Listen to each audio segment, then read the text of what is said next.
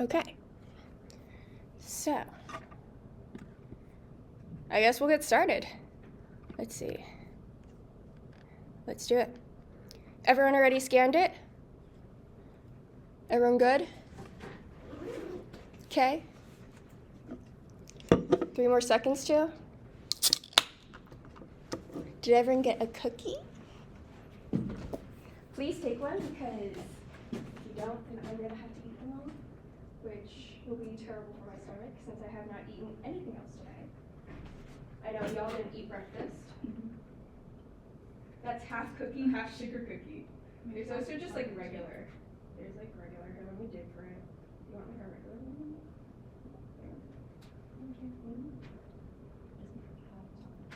Half chocolate chip, half sugar cookie. Yeah? Yeah, okay. Digging it. There you go.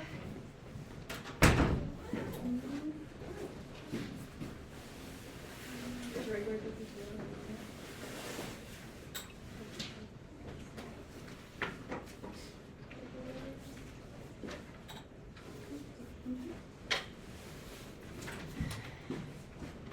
There you go.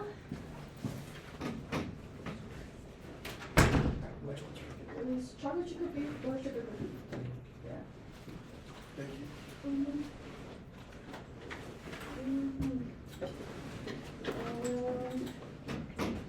Grab them. Real quick. Okay. We're gonna get started. If you haven't already, remember to fill out this form. I'm gonna be checking it at the door, so remember to take a screenshot so I can check it on you, okay? And with that, we're gonna get started with today. We have a lot to get through, so let me exit out. That was weird. I should be at the very top. Okay, let's try this again. So everyone first log in to Menti because you're gonna have to vote on this. Like, what do you guys want to do today? Do you want to go over like phonetics, like all of language? Do you want to do like, I asked a poll on GroupMe, and so you guys should have answered there what you guys want to do today. I was like stuck underground. Really? You guys want to go over this? Because remember, I have videos of it online. So like, you guys can rewatch that. It's basically the same thing. And also, if you want to quiz yourselves on this, everyone come and get a diagnostic test. It'll tell you what you need to study in the next 3 hours.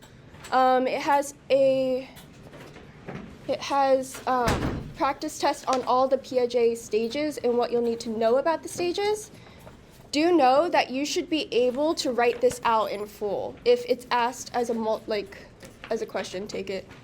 I know you guys can grab it.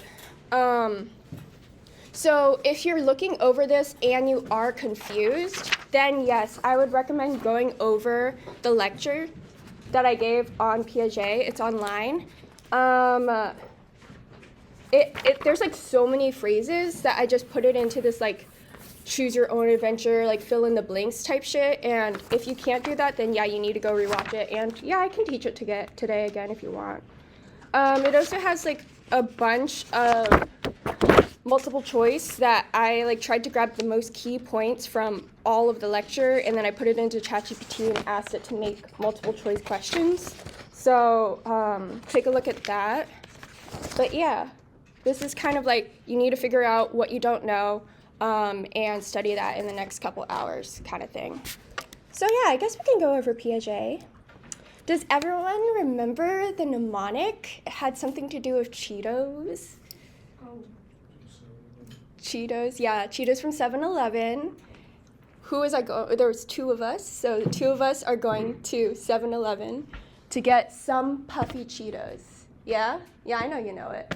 Okay, what does SUM stand for? It's the first stage. Sensory motor. And what would that age be then? Birth to 2 years old. The 2 of us need to go to 7-Eleven, so it's 0 to 2. Okay, so that's SUM. And then what about puffy? Some puffy Cheetos. What stage is P? I know you know it. Let's give someone a chance. Yeah, Akape. Pre-operational. Yes. love it. You guys have been studying. I see you. You stepping up. Hi, yes, you can get a cookie. He's the guy that prints our papers, guys. Everyone give a round of applause to Michael. OG. He printed our papers today. Thank you. Yeah, everyone give it up for him. He's the behind the curtains kind of guy. Yeah, I make the tests and I have no time to print them because, bro, being a teacher is hard. Okay, so we're at P. We already did pre-operational, and then from there on, it's really easy. It's just something operational, something operational, something operational, okay? So the two of us need to get some puffy Cheetos, see? Concrete operational, and the last one, anyone? Okay, formal, we got it, woo! Thank you for a great semester. Oh my God! You're so sweet! Okay, please take a cookie. That's so adorable of you. Oh my God. Thank you. Oh my gosh, I asked for feedback from y'all, and oh my gosh, I started crying. It was so sweet, you guys. Like, you've been a great class. I don't know, why do I feel like I should thank you, and I'll be leaving now. That's it, okay. But thank you. That's so sweet. Yeah, take a cookie too. Sorry, I'm still waking up. It's been crazy as fuck with midterm season. I've been up since 4, like most of you, but let's do it today. Okay, so we already got the stages down.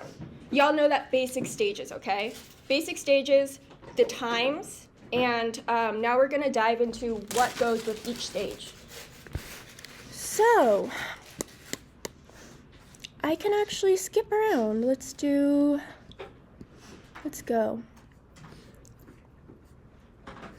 Okay. So we already just talked about this. Let's get into it. The two of us need to get some puffy Cheetos from 7-Eleven. If you're on the, if you're at the test and you don't know anything else, just remember this and you can find your way back home, okay? So, to 7-Eleven, these are the key ones. I know that in class he sometimes says 6. He will also accept 7, okay? There's no difference to him because a lot of developmental textbooks differ on it too. So he was just yeah, I'll take either. He's not going to count you off. And if he does count you off, remember, you can come to me. Remember that the turnaround from exam 3 to the final is super freaking quick. So the day that you get your test back, we need to send out any emails if you want to up your grade. If you want your points back. I know that we argued throughout the week last time, and we crafted emails until Friday. We can't do that this time, okay? The second you get your test back, come to me, and we need to fight for your points the same day because we have a 3-day turnaround, okay? I love to help you guys. You need to advocate for yourself. If you see something wrong with your test, you are the one that have the eyes on it, okay? So keep that in mind. So, sense motor. So what are the primary things that they can learn with?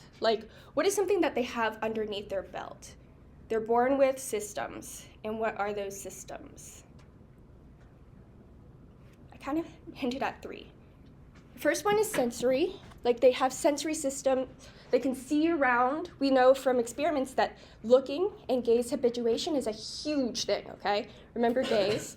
And also, they put everything in their mouths. They're just exploring stuff with their hands, you know? Piaget was the one betting on this. He was okay, they can grasp stuff.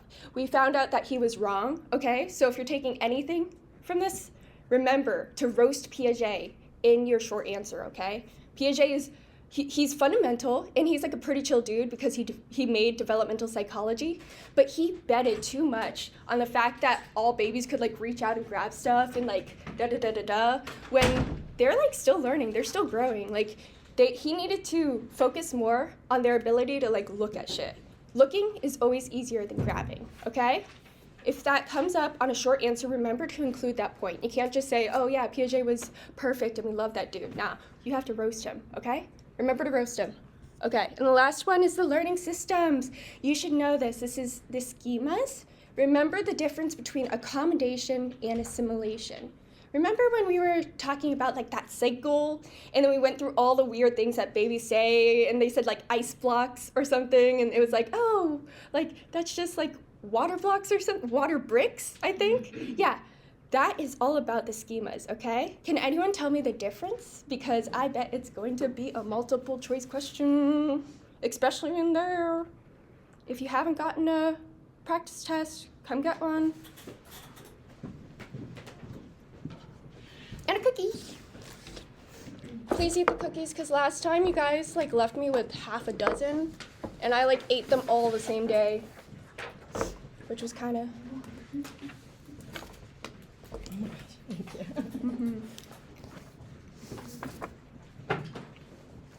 You should use these practice tests. You can just look through them and see what you feel most confident with, and what you feel least confident with. Okay. Good. Okay. Let's keep going. Someone tell me the difference between assimilation and accommodation, because it's going to be a question, MC. Y'all should know this. Grace? Assimilation is when you're being exposed to a new idea or a new topic, and accommodation is when your schemas change to accommodate for the new idea. So close. You got the second one right. They're both being exposed to a new concept. It's how they react to it that makes it different. So assimilation is just that you're taking that new stuff and putting it into your pre-existing schemas. The key term here to get full points is pre-existing schemas, okay? Pre-existing schemas. Accommodation is new schemas. That's the key term there, new schemas. You're making a brand new category. The example that I gave a billion years ago was that you're making a new folder, okay? On your huge desktop of life, and you need to organize all the information you're getting. You're making a new folder. You're not just putting that new information into a pre-existing folder, okay? Do we feel good about that? Anyone want to try again? Define it. Hermione? Maybe? Come on, I know you have a voice. I see you. Okay, fine. Yes. So would water bricks be considered assimilation? Yes, so they're taking, they're looking at ice and they're yes, water bricks. And so they're assimilating it into their idea or concept of bricks. And then if somebody's yo, you're freaking wrong, check yourself. It's actually called ice. And they're oh, okay, I'll call it ice from now on. That is accommodation, okay? If it seems really convoluted to you, I don't know if this is going to be political or whatever, but I think of immigrants, and my grandparents came into this country and they assimilated. So they just fit into the pre-existing culture and they did whatever they could to belong. If it was the 21st century and they were coming today, maybe they would have been more accommodating and they would be oh, do you need this and that? Do you want Chinese grocery stores, da-da-da-da-da, and they would make new shit, okay? Difference between assimilation and accommodation. Hey, remember to take a practice test. Okay, feel good about that? We already did this. Everyone feel good? Everyone know that if this pops up, you could fill in the blanks even? Okay, let's test it. Everyone remember that the Menti code, and I'm gonna write it down because y'all can never read, and that's fine. It's 7518705.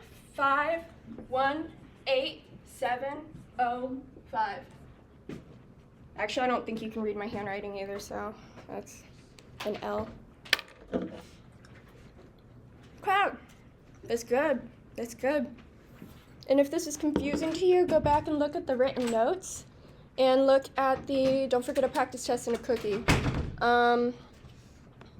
in the charts. Okay. So now we're going to go into what they can't do. We just defined that they have sensory systems, they have motor systems, and they have learning systems. Now what can't they do? All you need to do to remember this is that infant got their ankle bit by a pair of ants, okay? So ankle bit is A to B error. A not B. A to B or A not B? A not B. Okay, thanks. Wow, that was great. Great job, you guys. You guys have been studying. I'm so, okay. And the second one is pair of ants, object permanence, okay? This is the most commonly referred to issue with children. They're really silly, goofy, and if you play like peekaboo with them, they think that you've disappeared from the earth, okay? They think that you no longer exist, okay? So When babies are below like 2 years old, they have a really hard time with object permanence. When they can't see something, they assume it doesn't exist. Everyone feel good about this? There's going to be a question about it, I think, in the practice test. So they don't have object permanence, right? They do not. They do not. And then they're trying to slowly learn it. There's a debate about if they like kind of learn it by age 8 or 9, but he won't be that specific about it. Okay? The main thing he's going to ask is maybe give an example of these two and then ask what it's called, okay? And you'll have to be like, oh, if they think that it's gone forever, that's object permanence. Or, oh, if they can't, if you change the location from A to B, they're still going to look at like place A. That's an A not B error, okay? Okay, so I know that pre-operational kicks ass. I know that there's so many freaking issues with pre-operational. So I made like a really long ass mnemonic. You can learn it or you can do it however you want, but this is all the terms you need to know about pre-operational, okay? It's start or CC Sam. Like, start your damn test, or I'm gonna CC Sam and he's gonna beat you up or something, I don't even know. Do whatever you need to do to memorize it, okay? But they first start out with symbolic thought, okay? They're capable of that. They're starting to learn that. They know language now. They can like kind of process that a little bit, but they're struggling with it. They have issues with appearance versus reality. They have problems with transitivity. They have problems with reversibility operations, conservation, centration, Salian test, and mountain test, okay? Some of these show egocentricity, and you should know which ones, okay? And you should be able to explain these as well. So if this is feeling like unusual, first try to see if you can just recognize it in the practice test, because there's a whole like fill in the blank kind of thing there. And if you can't, then go all the way back to my notes, okay? And try to write it out. Try to really put it to memory.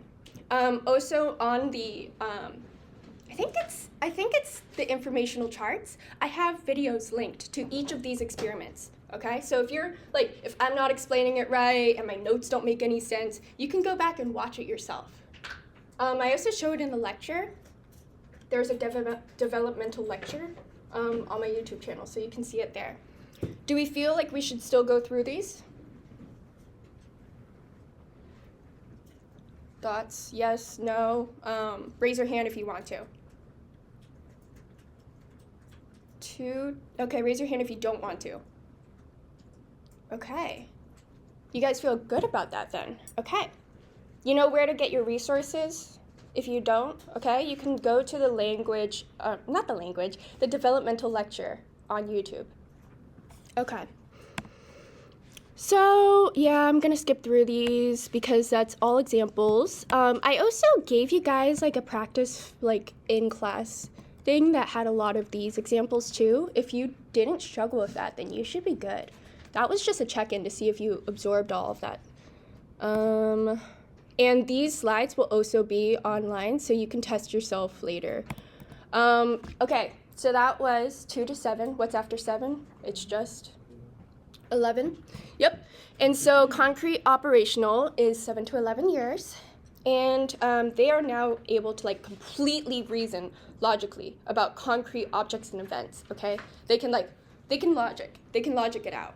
They have a pendulum problem, they can like figure it out, but they can't do abstract concepts as well. They can't do systematic testing. This is a lot of text, so I'm just gonna explain it. For example, when given a pendulum problem, like, hey, what will swing the furthest? Let's give you a couple bits of string, like a marble, and try to see like which one will like swing the furthest. They won't try like one variable at a time. They'll be like, oh, let me use this super long string and the really light feather and like the really short string and the really da-da-da. So they can't choose one variable and test it systematically. They're still figuring that out, okay? So there's no rhyme or reason really to their like experimental stuff. They also have formal logic failures. There's a question like, if all bears in the North Pole are white, and Karen sees a bear in the North Pole, what color is the bear? literally, this is the only example he ever gave of a formal logic failure, and so I just like memorized this at this point. You guys should be able to recognize it. It's like the formal logic failures and bears in the North Pole, okay? So if that is like kind of unfamiliar, also look back, because I think I explained it more thoroughly in my lecture online. Okay, so this is all that we talked about. But wait, there's more. Oh yeah, formal operational over 4 layers. Like, they're basically you. I feel like I didn't have to explain that, but I can. Like, they can reason abstractly. He's just really weird. He says after 11, you're basically completely an adult. You have adult logic. Like, that's it, bro. Like, after 11, like, you're chilling. That's the rest of your life. That's obviously not true, and we're going to explain more and roast him. But, yeah, that's his opinion, in case you're wondering. You can make systematic experiments. You can test one variable at a time. You can think abstractly. You can answer the white bear problem, whatever the fuck you want to do. And now we are going to roast him. So, a lot of text, I know. It's just because it's review, and I want you guys to have as many materials as possible. Essentially, there's these 2 bitches that were like, nah, Piaget, I'm gonna, like, fuck you up. Like, I don't care if you're the father of developmental psychology. Like, we're coming for you. That's Spelke and Belagerion. Remember their names. They're women scientists. They're iconic. They challenged, like, a father of psychology. Can you repeat their names? Spelke and Belagerion. And I can spell it. You probably won't have to remember their names, but you should be able to recognize them. If they say, like, oh, what's a violation of paradigm? And it says Piaget made it, or Spelke and Belagerion made it. You should be able to know that it was Spelke and Belagerion. It's spelled Spelke and Belagerion. And this might be one of those, like, ha ha ha, got you questions, because it was covered pretty thoroughly in their readings. And as we know, he doesn't like to promote the readings, but last exam had a lot on the readings. So if you haven't taken a look at the readings, I have some charts on them, but then I got bored and I gave up. So you kind of, yeah, read it if you want. But yeah, their experiment basically was like, hey, like, infants can do so much more than you think they can. Like, we know infants. Like, we had children, okay? You're just a guy that was observing infants. Like, we've got you. Like, let me show you. Let me show you up. And so what they did is they were like, how can you expect them to grab when they're still just tiny little babies, you know? They don't have that ability yet. How are you? It's like asking a baby to talk in full sentences to explain their, like, logical thought. Like, they're just not capable of that yet. So you need to lower the way that you test them to something that they can actually do. And so they were like, let's look at the way that they look. And gaze habituation was like the tool that they used. They were able to do that with, like, 1-week-old infants, okay? So that starts way beyond, like, anything Piaget was thinking about. Like, they found that infants could, like, they knew their mother's face and tracked it around the room, like, even, like, at 3 weeks old, okay? So it was monumental, this idea that, wow, gaze is huge. Gaze beats grabbing. And it was basically shown in a bunch of ways that babies know a lot about, like, continuity. What was it, 3 C's? Continuity, coherence, and contact, yes. If you guys don't remember that, it was when he was showing, like, those animations of, like, objects moving in really strange ways. So, like, it would bump, and then the ball should obviously move, like, but if the ball just, like, went, and then, like, the baby would be, like, freaked out and would stare at it longer, like, what the fuck? What? And so the more the baby was like, what the fuck, and stared longer, they knew, oh, the baby knows what's up. Like, the baby knows that something is different about this ball that is moving in a really weird way, you know? And so that's the importance of gaze habituation, or just gaze staring. And they proved that this was a method primarily through, oh, you're here, oh my God. Finally. they proved this primarily by showing a bunch of pictures of dogs until the baby got bored of the picture and then showed a brand new thing, and then the baby was like, whoa, what the fuck, that's new. And so that's how they proved that like gaze meant something in the first place. Okay? I know I'm going really, really, really fast, so please ask questions. So when they stare longer, that's called dishabituation, and we should use that term. So when they stop staring, when they get bored of the stimuli, that's habituation, and then when something new comes up, that's like dishabituation, I think. Yeah.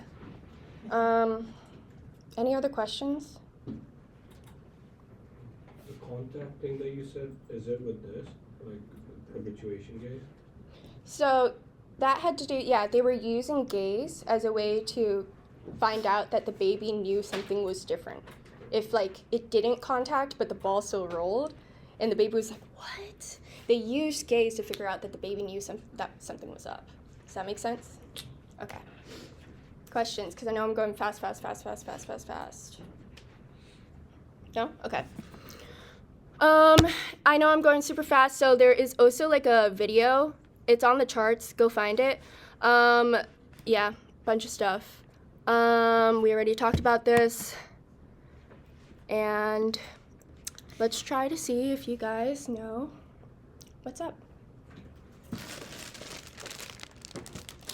This is just an example.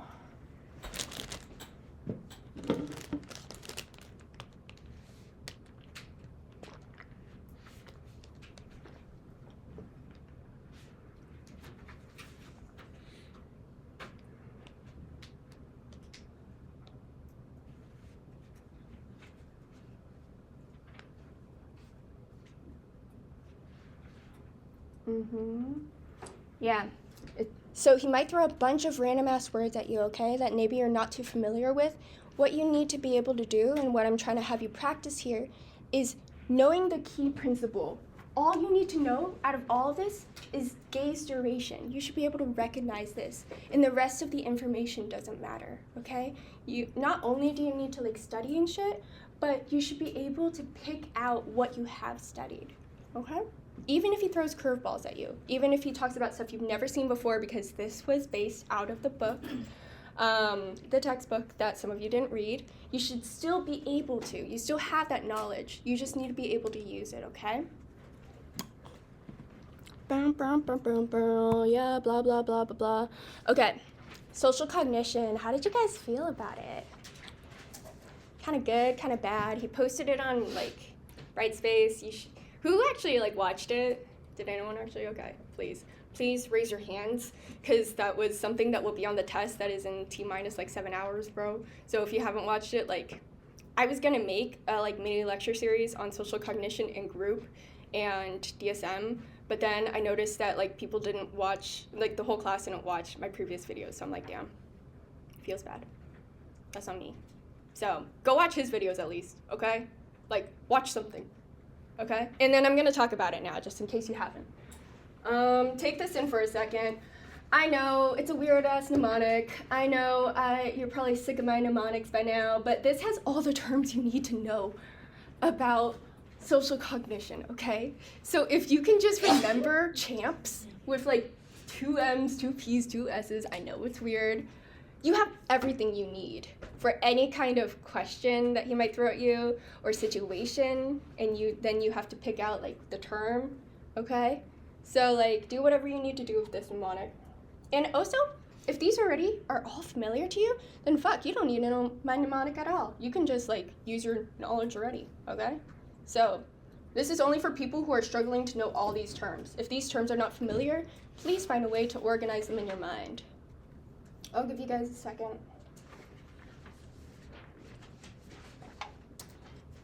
There are also questions on this in the practice test.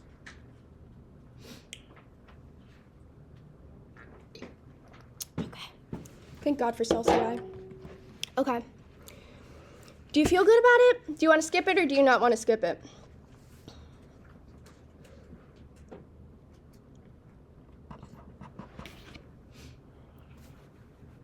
Okay, want explanation. Can skip. Can want explanation. Okay. Okay. Let's do it. Let's do a speed run. Okay?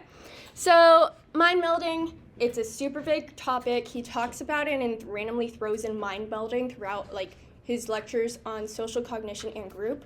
All it is that you can reflect what's in other people's mind, okay? It's like basically empathy. It's empathy, okay? And variations of empathy is this chameleon effect.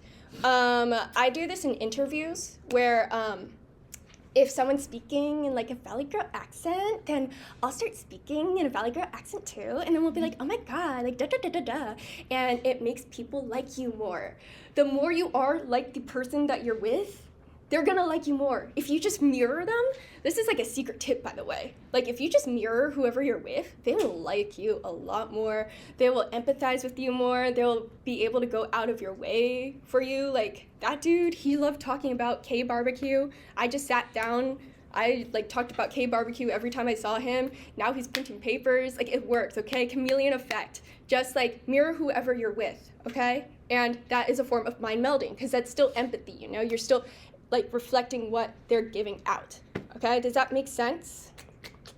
Good, okay. And then also this works in other ways as well. Like for example, let's see.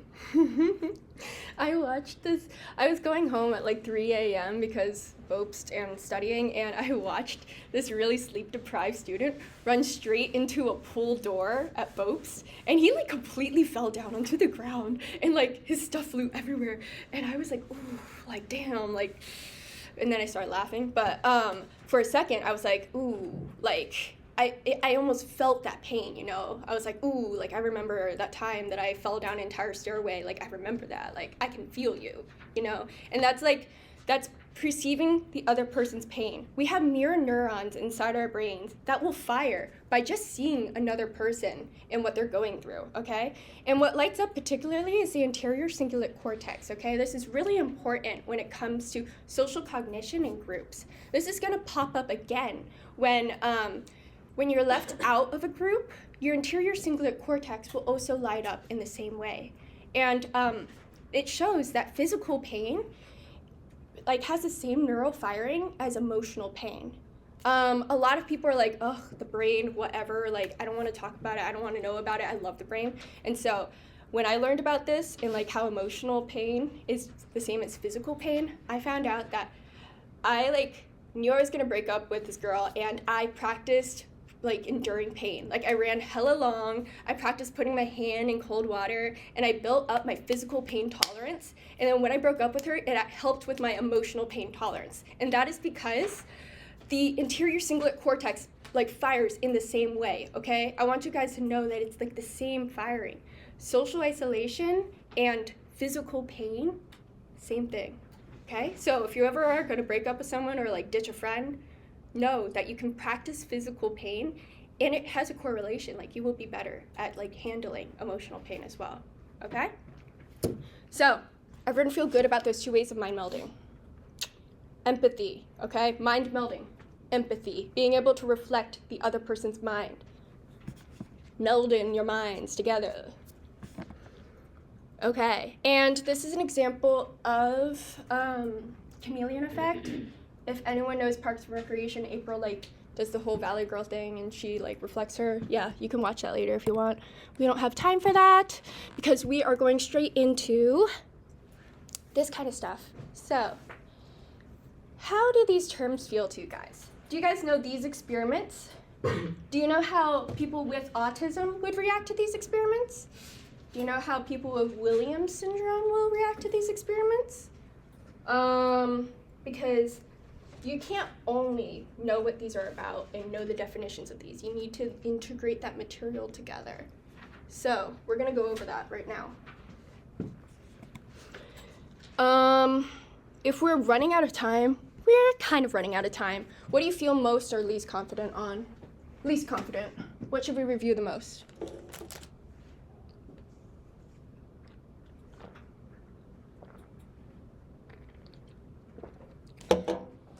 Okay. The experiments. How they respond to the experiments.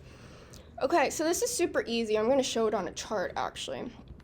Informational charts. And I'm going to go to, I think this was social cognition. So on these charts, you can see that each one will show you like an example of it. So I have less of a definition here because you can just see the example. And just the image alone should be able to cue it up in your mind. By the way, you can actually take the mind is in the eye test here. And Sally Ann, I don't know why I didn't link it. It's like a really obvious test. You can look up Sally Ann, okay? Essentially, all of these are testing theory of mind and empathy levels, the ability to perceive another person's like mindset is different than your own, okay? Theory of mind is a key term. You want to mention theory of mind on your test, okay, if you're asked about any of these. You don't only need to define these tests, you also need to be able to show it in an example. So if they ask about autism, know that they have issues with all of these tests, okay? I was diagnosed with Asperger's when I was younger, and then they got rid of my diagnosis, so I don't care if I have that anymore, but like, this is my interpretation. Like, I don't really focus on like, I don't really see faces as the first thing. I actually focus more on like how I would draw it, or like the shape, or like the square, and like, you know, like processing the visual stuff rather than just an immediate face. That's an example of ASD, reaction to face perception. Most people and Williams would perceive it like, oh, there's a face. Oh, there's like a, I don't even know, like faces in pumpkins, faces in like mops and stuff. Point light walkers, y'all should know this. It's when they had like minimal information, but there was like a couple lights or a couple dots like moving across like a screen. Does everyone remember somebody was on like a bicycle, two people were holding hands and stuff? That's point light walkers. That's what it's called. It was on the study guide, so you guys should know this by now. And most people perceive like a person walking, running. So would Williams. I kind of like first perceive it as like what direction it's going, and then like try to orient it from there. Like, I don't really see people as a first thing. Essentially, all you need to know is that Williams and most people would see this stuff in social aspects. ASD will probably perceive it less socially, okay? There's a whole breakdown here. I don't know what that was. Where am I going? Yeah. There's a whole breakdown here about how ASD would perceive it differently than Williams. All you need to know about Williams is that it's like the inverse of ASD. Where's my damn slides? Yeah. I think I have a slide here. So, if you ever interested in Williams, there's this book called The Boy Who Loved Too Much, and it's showing that Williams is just this disorder where like the slightest tweak in DNA makes someone completely incapable of being suspicious. They're overly friendly. They have full faith in everybody else that they're looking out for them, and there's like, they go up to everybody and they say hi. It's like this little boy, right? And he's like super friendly. He treats everybody like they're his mom, okay?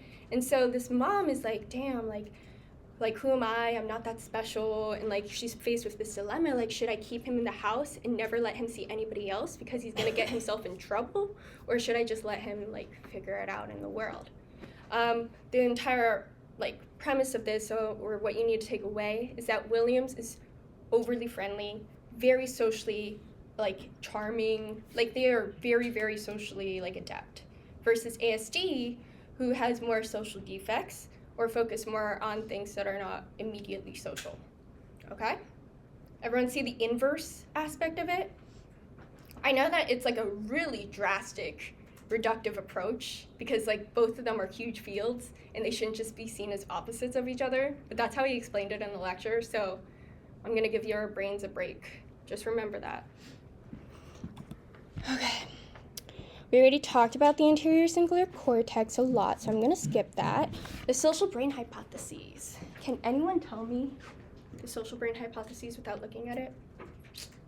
Like our brain like evolved to like the bigger the brain, like bigger the social groups. Yeah.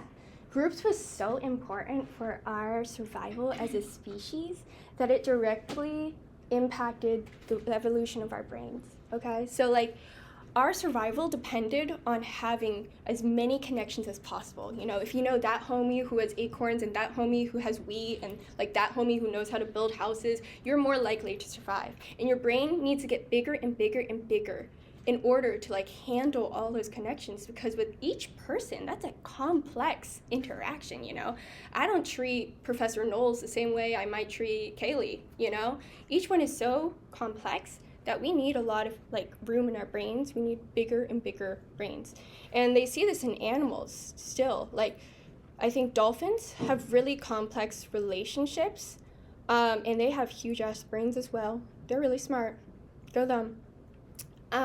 But yeah, all you need to know about the social brain hypothesis is keywords here: evolution, larger brain structures, okay? Evolution, larger brain structures for social groups, okay? If you're not going to include anything else, you just need to know that evolution, social groups, larger, okay? Feel good about that? Please, please, please, on the midterm today, like I saw that a lot of people just gave terms and then didn't explain them. Remember that the person that's reading them is like 5 years old, okay? So like pretend like they're 5 years old and you're explaining it to a 5-year-old. You might say, oh yeah, like evolution, blah, blah, blah. You have to give a little more context and just like evolution, blah, blah, blah, okay? Think term, definition, example. What would Natalie do, okay? Please. Please. I'm still upset that somebody just put fallacy as the answer last time. I'm still upset about that. I will be upset with you guys again if I see that in your short answers. I will not help you. I will not write that email. Okay? Do your thing. I almost recommend you guys start with the short answer because I'm noticing a lot of them are rushed. I'm noticing a lot of them aren't even full sentences. If you're struggling at the end, start with short answer, okay? Short answer is like 40% of it. Okay, and it's harder to cram that than circling a bunch, okay, and guessing, you know. You can like guess pretty easy. You can circle and like you have 1/4 chance of being right, okay? But short answer, you can't do that quickly. Maybe start with the short answer if that's something that you struggle with, okay? Think about that. But yeah, overview, because that was a lot of information, and I want to give you guys a chance to ask questions.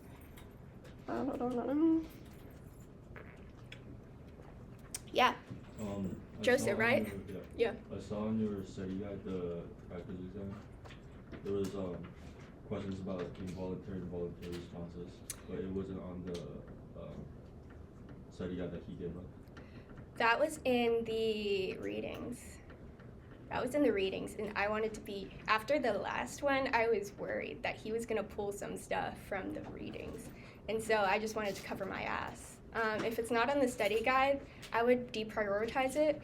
But there was some stuff that was on the last exam that was not in the study guide. So be prepared for trick answers and trick stuff. Yeah. I don't remember there being any questions about the textbook. It was the extra credit one. The extra credit one was from Yeah. Oh, was it? Okay. And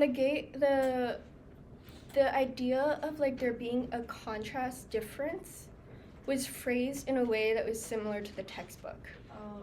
Yeah, because remember how the Weber's Law question was so bizarre? People who read the textbook got that right.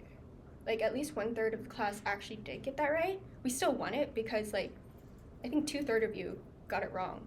But like some people got it right, so yes. So, people with autism have the physical and design stances, but they don't have the intentional stance. They struggle more with the intentional stance. So I haven't talked about this, but you guys should remember Dennett's 3 stances from the very first lecture on social cognition right before Thanksgiving, okay? All you need to know from that is that there's an intentional stance. And that stance is all about like perceiving what is in the other person's mind, okay? Their intentions. That's why it's called the intentional stance. I have a bunch of charts on it because he left us with just that information for like a whole week. But yeah. Joseph? Can you explain like schizophrenia? Like, Yeah, I'm about to go into the DSM stuff if there's not any more questions. Don't you worry. Anyone? Any other questions? Yes, Caitlin.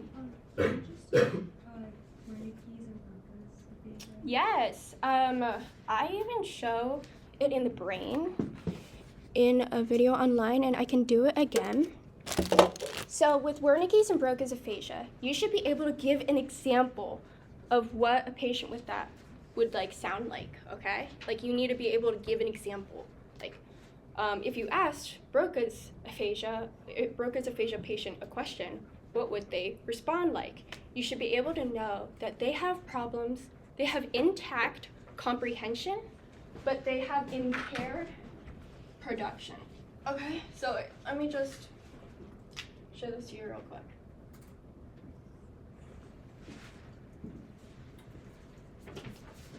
So, let's say, I know this is not exactly the chart that I have, but comprehension, yes, no. And then this is like semantics, right? And production would be like that syntax that he was talking about. Production. Just no. All you need to know is that Broca's has intact comprehension. They can hear, they understand what you're saying, they just can't respond. Okay? Broca's. Damn, I freaking hate this.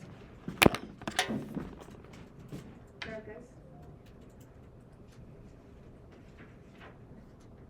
Okay. They cannot speak. So an example of what they'll sound like is like, if you ask them like, what did you do today? They'll be like, park, school, like very impaired sentences, no grammar to it at all, but there's still comprehension, there's still semantic understanding. Whereas with Wernicke's, which is a different area of the brain, I'm gonna show you.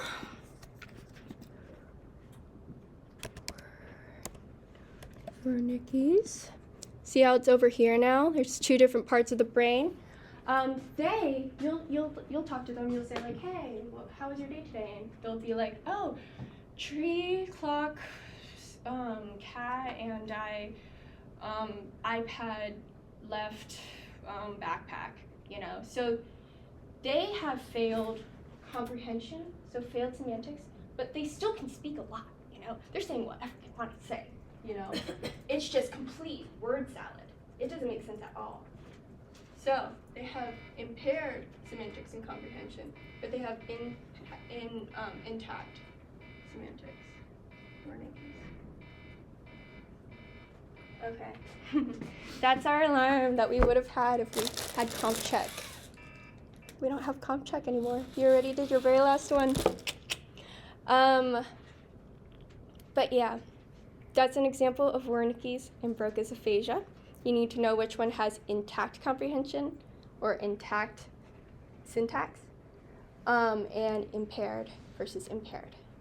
I have a couple practice questions in the practice test. So if you're confused about that, also rewatch the video I have, I think on, I want to say syntax. Did I include it in the syntax video or the semantics video? I feel like in one of them.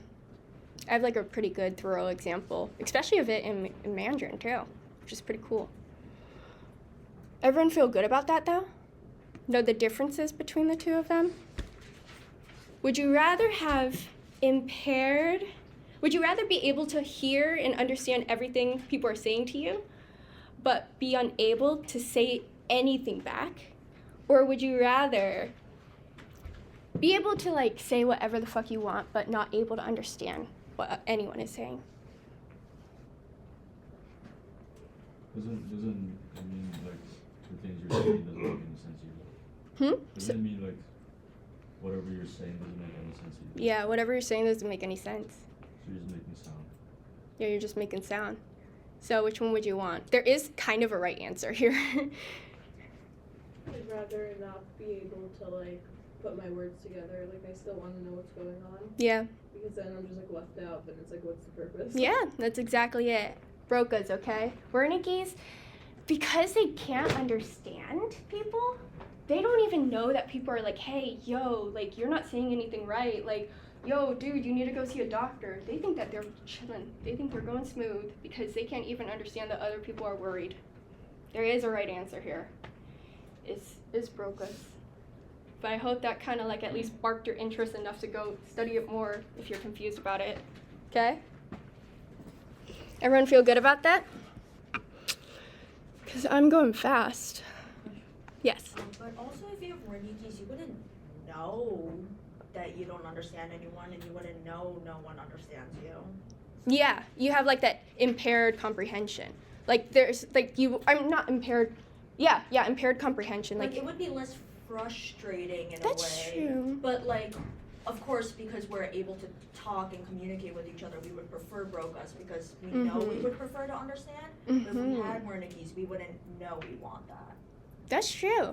That brings into question, like, is ignorance bliss? You know, do you want to be completely ignorant?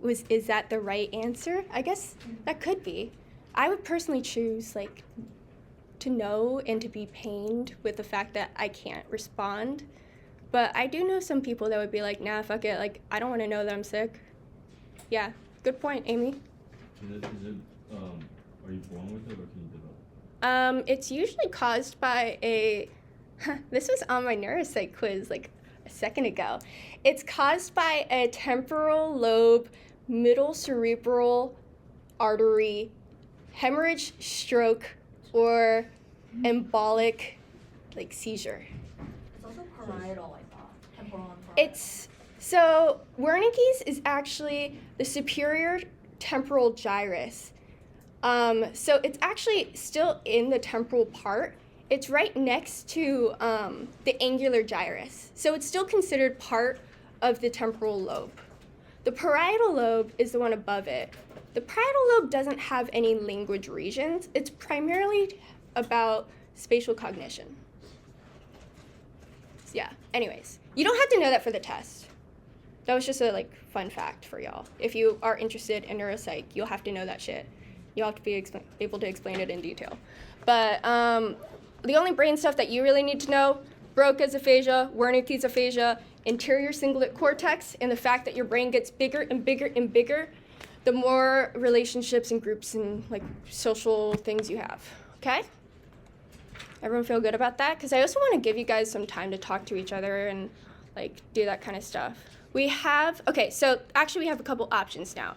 We're running out of time. We can go over groups in DSM, or I can let you guys be free and talk to each other and help each other study and learn. Thoughts? I wrote DSM. DSM, okay. Groups or DSM? Like, do we have a preference? Wow, I'm hearing a lot of DSM. Is that true? Okay.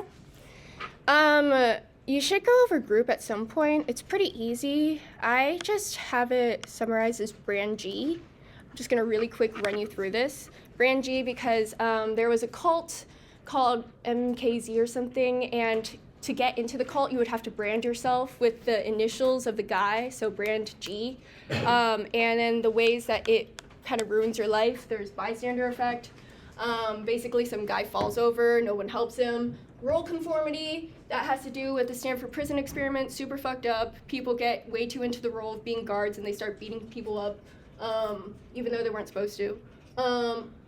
Authority, people shock people. I actually talked about this. It's a shock experiments.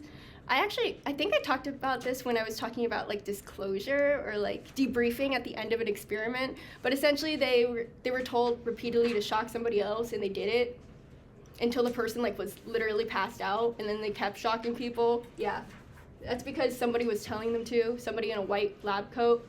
Norm of fairness. You should know the ultimatum game. Diffusion of responsibility. You should know Kitty Genovese and be able to explain it in detail. Group conformity, Solomon-Asch experiments, okay?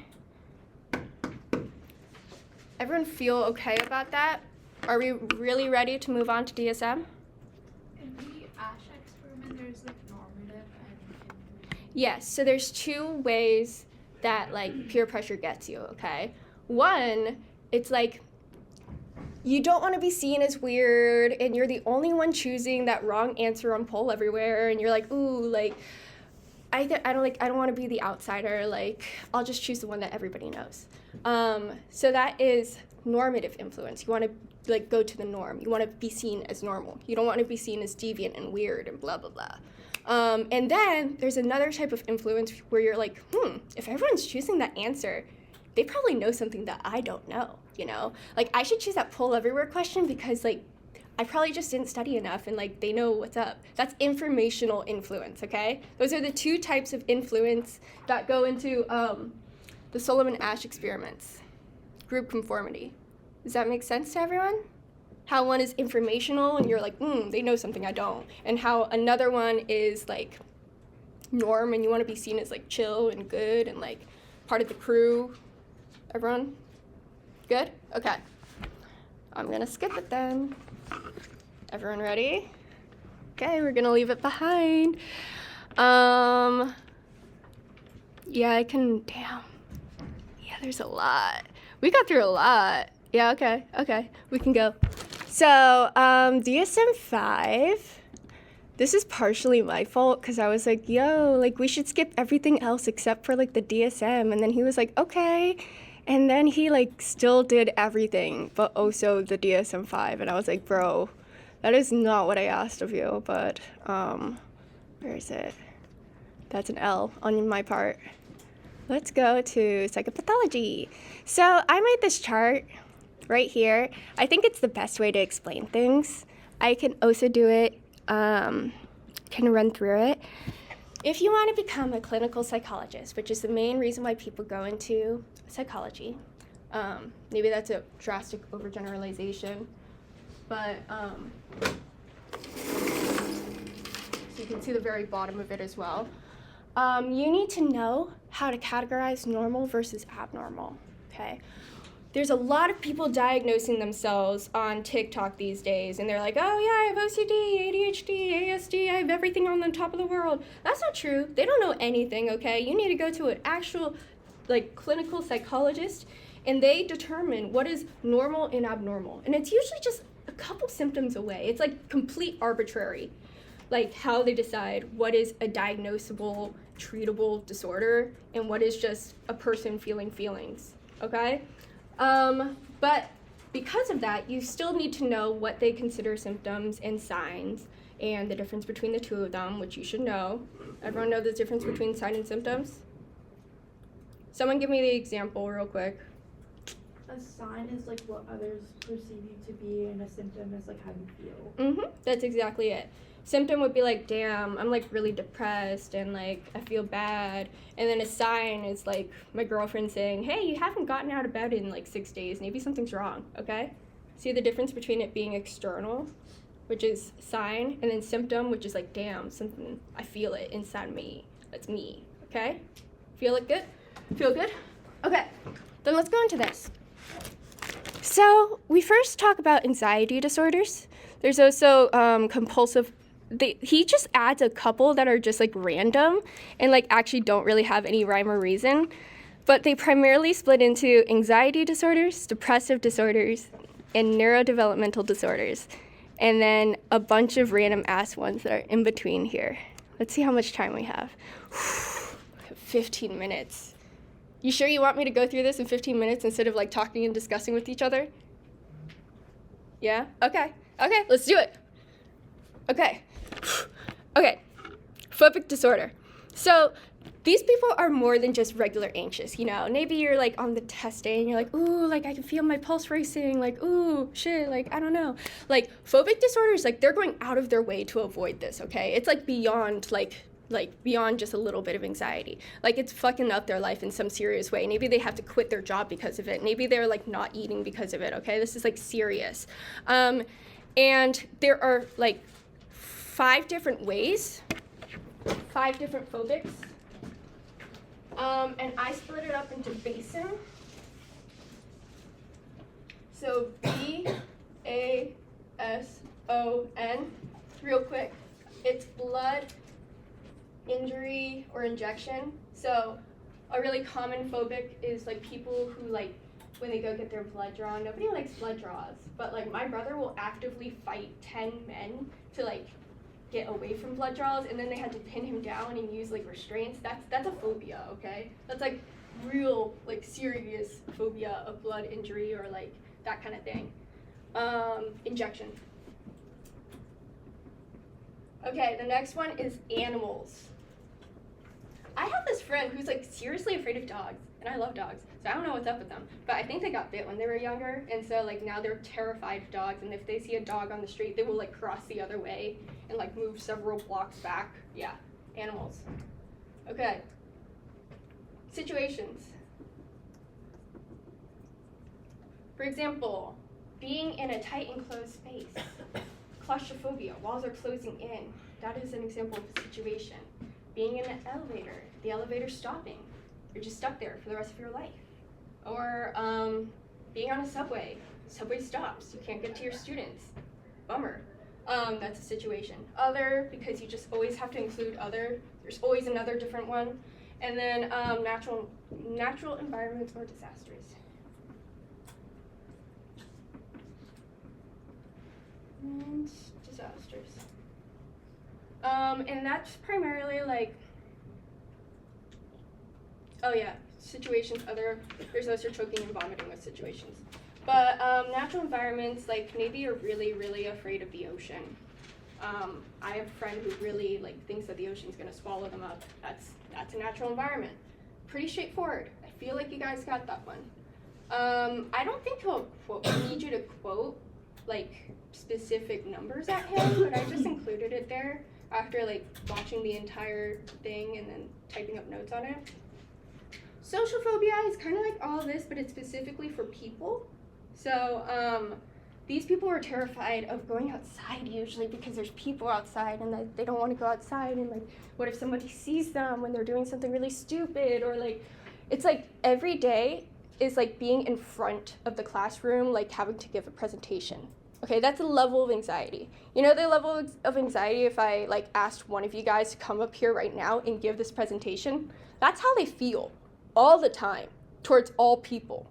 Okay? That's a level of anxiety. It's not like chill, like, ooh, I'm at a party and I'm like kind of like in the corner. Nah, it's like serious, okay? There's panic disorder, which is actually really interesting. It's when panic attacks hit out of nowhere, and then you start to get anxiety about the panic attacks that will take over your life at any given moment. So it's like anxiety about anxiety, okay? The thing about panic attacks, if you've ever had one, I've had one, you just never know when it's gonna happen. Like, it just like kind of hits you out of the blue like lightning, and then you're just like suddenly hyperventilating on the ground, and like everything feels weird, and like you no longer have legs, and it's like kind of a bummer. Some people develop panic disorder because of that. They're like, holy shit, at any given moment I could be incapacitated. Like I could be in front of a lecture, like giving people talks, and then suddenly be on the ground like freaking out. Like that would be panic disorder, okay? And these are a whole bunch of symptoms. I feel like I don't really have to explain panic attacks more, so I'm gonna keep going. Agoraphobia, fear of public spaces. So people like home a lot. I love home, but this goes beyond just like being a homebody. This is like, I am afraid to go outside. There's a really good example of this in Shameless. Does anyone watch Shameless? There's like this woman, she's like really wild. I don't even know what's up with her, but she like does not want to leave her home. What was her name? Sheila, yeah. Like that girl was just like, she refused to go outside. She like, did she block windows or stuff? I don't know. But like that's a great example of agoraphobia. Generalized anxiety disorder, and this is the most common anxiety disorder that half of you probably have. It's like you feel anxious, and it's like causing issues, but it's not like super specific. So you just have generalized anxiety disorder. Like a lot of people these days probably have this. You can probably check off 3 of those. I know that I was diagnosed with this a while ago, but I don't even know. It's weird. Obsessive compulsive disorder. Oh, I wish my girlfriend was here. She could explain this to you. So it's like, obsession is like, in your mind, you're only focusing on this one thing, and it's like all that you can think about, like all day, all night. Like you're only thinking about this one thing. And then compulsion is like this need to do an action over and over and over, and it feels like as if like the world is going to end if you don't do it. Like maybe tapping something 3 times. She likes to count stairs, and that helps her. But it becomes an issue because you can't not do that. If you don't do that action, or if you don't think about it, then like something terrible is going to happen. Okay? So like there's this, it's more than just like having a quirky thing. It's it's like debilitating to your life. Like if you forget to do that one thing, you have to go all the way back home and like tap it 3 times and then go out into your typical day. A lot of people have this actually these days. I think it has something to do with control and the fact that we're all losing control in our country. But I don't know. That's up to you guys to decide. Everyone feel good about that? Everyone know that there's obsession and then compulsion, and you know the difference between the 2 of them? Okay? I think COVID had a lot to do with OCD. Yeah, COVID had a lot to do with OCD, specifically if you want to go into the types. I think it was germ OCD and health-related OCD. It really increased fictitious disorder, which you don't have to know about, but it's like people believing that they're like devastatingly sick when they're not.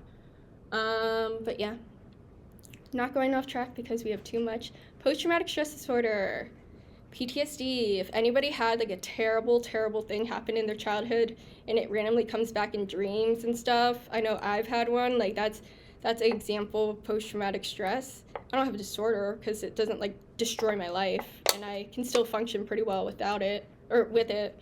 But some people they can't sleep because of it. Think of war veterans. All of them probably have, or the majority of them have PTSD from the war. Like they wake up thinking that they're in action. They hear like a truck backfiring and suddenly they're back in combat. That's PTSD, okay?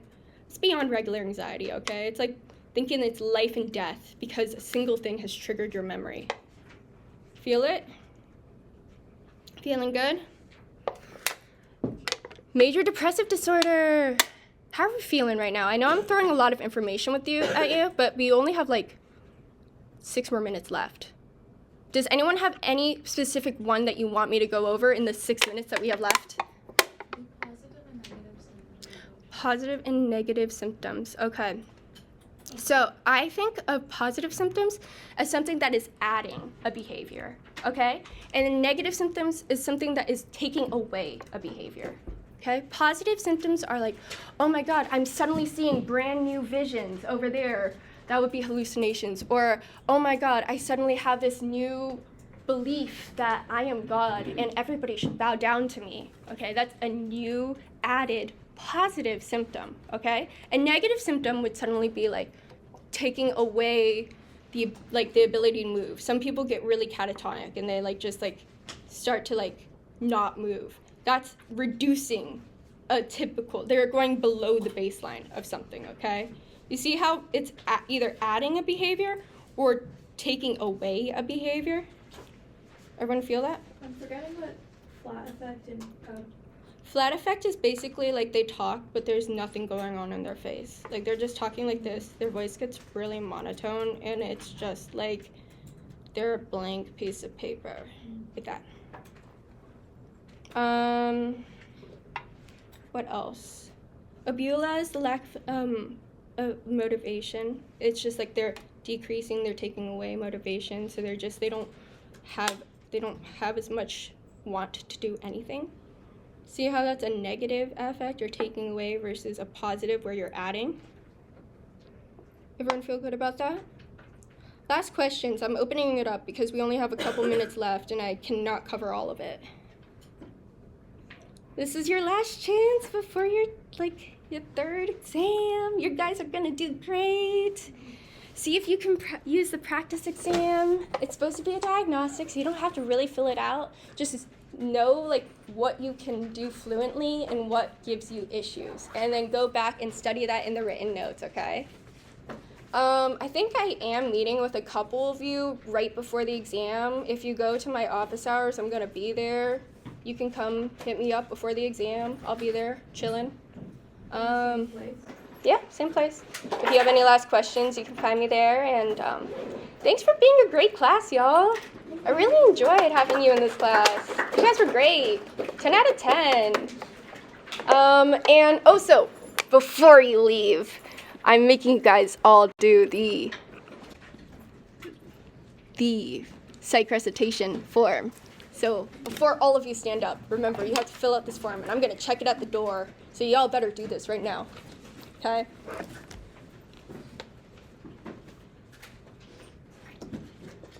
I've graded you guys all year. This is your last chance to leave me any notes that you want me to know. I probably won't hear from all of you, but this is the last chance to hear from you. This is from like my high school textbook. I can like also give examples of these for the negative symptoms, right? You can Or also, would I he lose? probably won't ask you examples of negative. He'll probably ask you the difference between positive and negative. Okay. Yeah. Okay, and then I'm gonna check y'all at the door before you start leaving. And really freaking fun. Syntax? Particularly for grammar. Let me see. Oh, Was I feel it- like that could be. Yeah, it was here. Okay, so go to. I'm gonna take a. Or I'm gonna Syntax write it part. down Yeah, for yeah, you. go for it. Syntax part 2, 11, 21 to like the end of the video, which is 18. So this will be it 2, and I can explain it really quick. Yeah. So, Sounds good. for example, if he gives a short answer question and he says, Mhm. explain why instruction, imitation, and reinforcement are not enough. You have to explain that it's like mainly unconscious learning. Like if you, in class he was like, if you Mhm. instruct a child, they still won't take that into consideration. And he gave a lot of examples with, I think, spoon or worked or something. Let me pull up. See like how they don't do instruction well? So Okay. it points to more of an instinctual and unconscious way of learning grammar. Way of learning. Okay. So this is an example. If he asks for an example, you should be able to give this. The spoon example. For Yeah, like that they learn it pretty unconsciously, and even when you try to instruct them, this is an example of instruction, right? They still don't learn it. Right. Another argument that they like imitate their parents, and the argument against imitation is that they overgeneralize. For example, no one Okay. ever said, my teacher holded a baby. You know, they made that up themselves. They overgeneralized like this rule about heard, like past tense, Right. to a lot of words. This shows that they're not imitating us. They're like actively applying it. You But know? overgeneralize it. Yeah. So Okay. keyword is overgeneralize. Oh, okay. Sounds good. Generalize. And then lastly, the last argument was reinforcement. And essentially it was like, oh, whenever they say it right, we just like give them a sticker and like that's how they learn grammar. No, they found out that parents are terrible reinforcers. They reinforce things that are wrong. They Okay. focus more on, parents focus more on semantics. Oh, okay. Tics over syntax. So that can't be it. Because here, I'll show you. Like, mama isn't a boy, he a girl. They'll still say that's Oh. right, even though he a girl is not right, Right. right? So that shows that, like, Okay. parents are bad reinforcers. They Bad. care more about the semantics rather than Yeah, the grammar. the you're syntax. exactly right. Okay. See how this is more like the semantics, yeah. like the word girl, Right. versus like the syntax of like everything else. Like Gotcha. isn't boy is not right English, you know. Yeah. But they care more about like the meaning of the word. Okay. Okay? So if this pops up as a short answer, you need to know that it's more unconscious learning, that they Mhm. overgeneralize, and that Mhm. they prefer semantics to Over syntax. syntax. Okay. Okay? Yeah. Feel good about that? Yes. And I guess. Oh, sorry. The second part. Mm-hmm. What is ideal language instinct and acquisition device? Absolutely. Here. So it's it's more referring to Mm-hmm. Leonard Chomsky at that time, or Yes. So the language instinct is this idea that babies come into this world primed for language. Like language and communication is so important to us that like it's not something that we just learn. Like it's built into our brains. Okay. Right. This idea that it's built into our brains is a language acquisition device. Like things you should know about it. Who named it? Noam Chomsky. Okay, Chomsky. Ski. Definition, which is like part of the brain specifically for language, and like Broca's and Wernicke's shows that there are parts of the brain specifically for language. Right, You know. Right. Brain. Like modular aspect. There's some. Do you remember modularity? I think like different part of the brain function differently, Mhm. basically. Yeah, like it's specialized. Yes, It's not just yeah. it's not just a sponge, you Right. know. It's like a Right, gotcha. each one has a little part to it. Okay. And so there's a brain region for it.